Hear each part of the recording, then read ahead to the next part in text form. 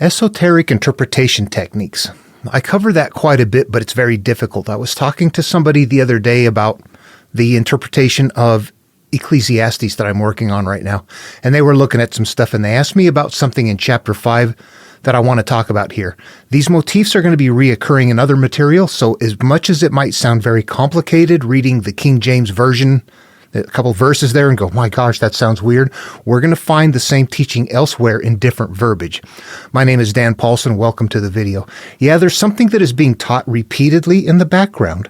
However, it is taught in different verbiage, and people can't quite figure that out. So what I'm going to do here is I was talking with that person, and we were messaging on the verse interpretation, and I told them, look, let me just make you a video. It actually gets too big. It's easier for me to just do this than try to talk about it. The material is deep. It's hard and complicated to understand. So you really have to, we'd have to sit down in a classroom and really just work at it if you wanted to understand this, and you have to do it on your own. So I'm going to just show the person what I do for interpretation. Let's go ahead and take a look at the verses in Ecclesiastes here. All right, it's in chapter 5, and I've got some additions in here. I'll talk about them. And the verses in question was really 4 and 5 here. And so for the individual, I'll just focus on these. When you vow a vow unto God, defer not to pay it, for he hath no pleasure in fools. Pay that which thou hast vowed. Better is that thou should not vow than that you should vow and not pay. Yeah. Sometimes the verbiage in the King James Version gets difficult to unwrap. It's easier to read it than it is to say it sometimes. It's a little unfamiliar. Defer not to pay it up there, for example. That's like a double negative. Defer not to pay it. What that means is pay it. If you seek a vow to God, pay it. Defer not to pay it. Don't neglect to pay it. When you make a vow unto God, don't neglect to pay it. Yeah, let's just simplify it. When you make a promise to God, pay it. For he hath no pleasure in fools. Pay what you have vowed. It's better that you should not vow than you should vow and not pay. All right. Now, here is from the Gospel of Thomas. What does this sound like? Jesus said, do not tell lies and do not do what you hate. For all things are plain in the sight of heaven. For nothing hidden will not become manifest, and nothing covered will remain without being uncovered. Let's talk about that. Do not tell lies and do not do what you hate. This is the physical world. You can look at that and say, okay, well, I don't lie and I don't do things that I don't hate. And what we need to do is make this mentally interactive. We need to get to a deeper level. This is a psychological teaching. Do not tell lies to yourself. What are you harboring that is tucked away in the dark recesses of your mind that you're like, I'm not telling anybody about this stuff? That is the lies. Do not tell lies. You're telling yourself lies. You're living through your own lies. Now, we don't think about that. We don't say I'm purposefully lying to myself. What we're really doing is not wanting to face that stuff. Okay, do not tell lies and do not do what you hate. Now, in this case, yeah, that's a mental obligation thing. What are you obligated to do? Have you set yourself up and you've got promises, you've got all kinds of things that are hanging in delegation. You got an unsimplified life. You're doing things that are not rewarding, that they're not good for your life existence. For all things are plain in the sight of heaven. Heaven is your frame of your emotional state of being. That's this right there. On editing, I would like to modify that a little bit. The kingdom of heaven is within, which means your general overall state of awareness, your mind state. Your life experiences cannot be hidden from your overall mind state, no matter what. For all things are plain in the sight of heaven. Do not tell lies to yourself, and don't harbor things that you don't like, because your mind is going to experience it. For nothing hidden will not become manifest, and nothing covered will remain without being uncovered. That means things are going to trigger. Stuff that is inside of us is going to emerge. Here, I reworded that. For nothing hidden will not become manifest, and nothing covered will remain without being uncovered. The double negatives, the way they do it, just makes it mentally difficult to work through, so you reword it, and it comes down to this. For everything hidden will become manifest, and everything covered will become uncovered. It's that simple. In your mind, think about it. Everything hidden will become manifest. All that stuff you tuck away, doesn't it trigger? and everything covered will become uncovered. Doesn't it trigger? Doesn't it come out? And even if it doesn't emerge in the physical, it'll emerge in your mind. That's manifested right there. It is in the physical. Well, let's see here. Let's go to Matthew.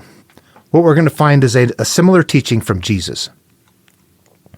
This is into, where are we? Chapter 21, down here into verses 19. And when he saw a fig tree in the way, he came to it and found nothing thereon but leaves only. And he said to it, Let no fruit grow on thee henceforth forever. And presently the fig tree withered away. When the disciples saw it, they marveled, saying, How soon is the fig tree withered away? Then Jesus answered and said to them, I say to you, if you have faith and you don't have doubts, you will not only be able to do what I have done to this fig tree, but if you also say to this mountain, Be removed, it shall be cast into the sea and be gone. So Jesus is saying right here that you too can have the power to wither away the fig tree. Okay, how can you wither away a fig tree that's not producing? Jesus did it, and he just said you can do it too.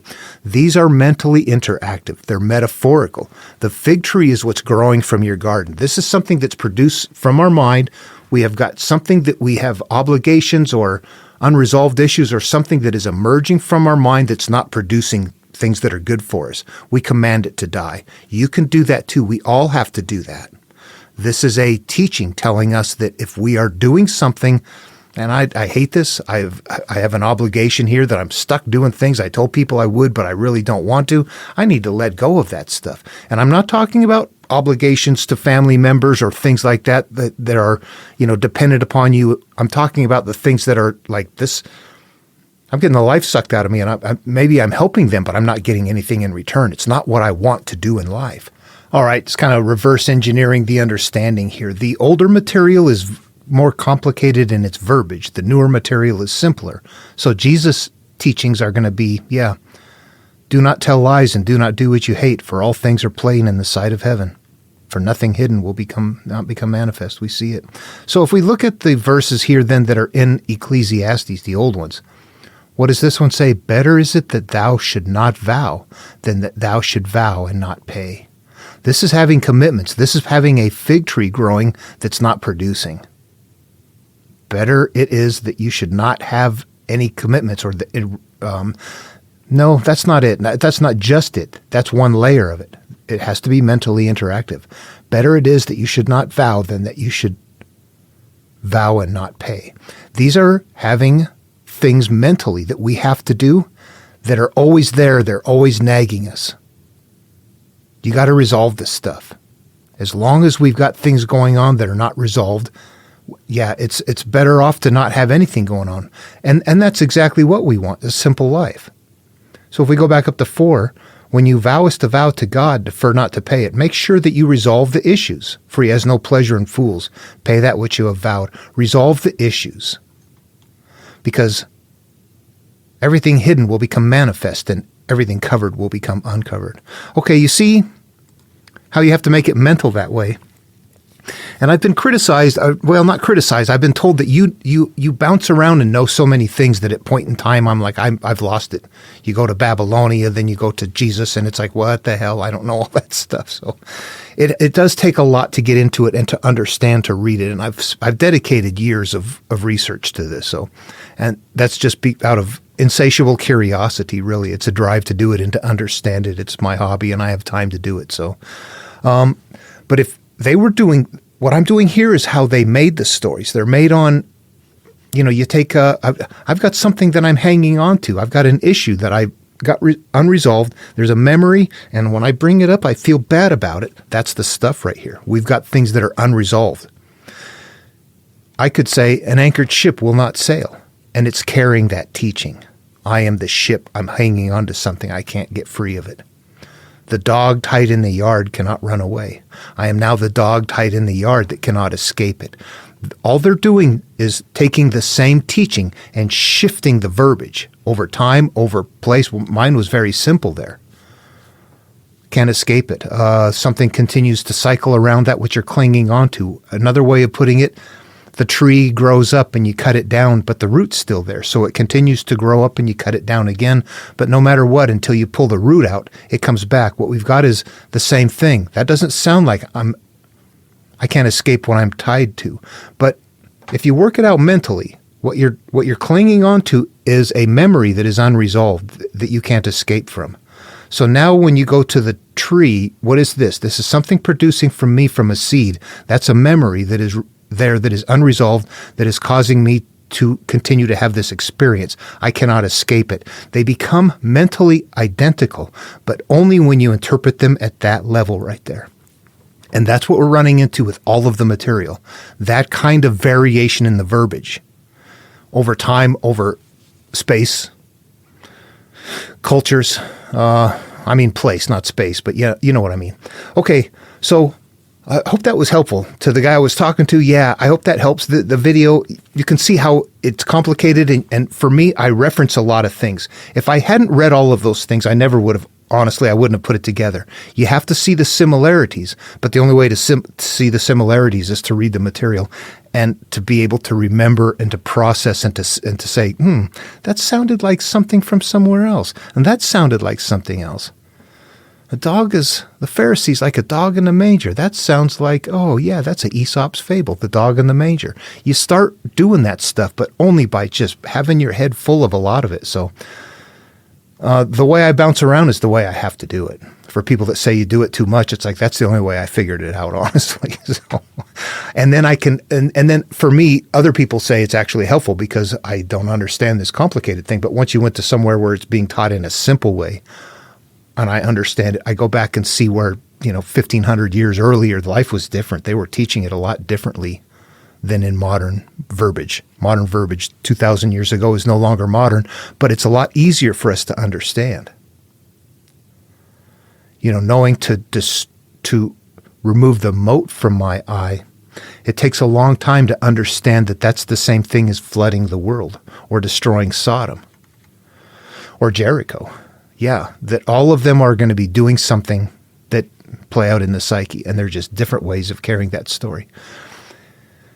Once you get on the inside and become familiar with the template and what's happening, it becomes easy, but it's hard to get from the outside to the inside. It's like, what the hell are you talking about? How does that play out in my head? That's where it becomes so personal. That's where, if you're listening to somebody tell you what to do, and that's all you do, that's the blind leading the blind. You can listen to somebody and gather knowledge, but you have to go take that knowledge then and make it yours. It can't just remain academic. It has to become experiential.